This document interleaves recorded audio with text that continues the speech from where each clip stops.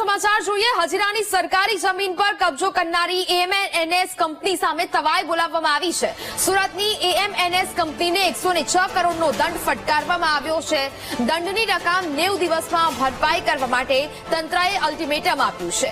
90 દિવસમાં દંડની રકમ ભરપાઈ ન થાય તો કંપનીએ સ્વખર્ચે ડિમોલિશન કરવું પડશે।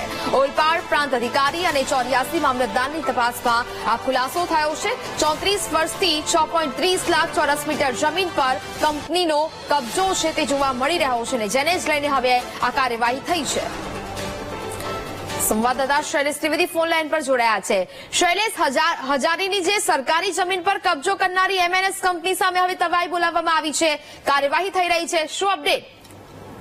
સુરતના હજીરા વિસ્તારમાં અત્યારની જે આર્થગલ નિપોન સ્ટીલ કંપની છે, જે જૂની એસઆર સ્ટીલ કંપની છે, એ કંપની દ્વારા અંદાજિત 6,30,000 ચોરસ મીટર જમીન ઉપર ગેરકાયદે કબજો કરવામાં આવ્યો હોવાનો એક કેસ છેલ્લા 30-35 વર્ષથી ચાલ્યા કરતો હતો। દરમિયાનમાં સુરતના 84 અને ઓલપાડ મામલતદારમાં એ સુનાવણી પૂરી થઈ છે અને એ ત્યારબાદ જો એએમએનએસ કંપની જે છે એને 106 કરોડ રૂપિયાનો દંડ ફટકારવામાં આવ્યો છે। 90 દિવસની અંદર જો આ દંડ ફટકારવામાં નહીં આવે તો વધુ આકરા પગલાં ભરવામાં આવશે। સાથે સાથે આ કંપનીએ સ્વખર્ચે ડિમોલિશન કરવાની પણ તાકીદ કરવામાં આવી છે। આમ કોર્પોરેટ લેવલનો ખૂબ મોટી કહેવાય તેવી આ ઘટના હાલ સામે આવી રહી છે।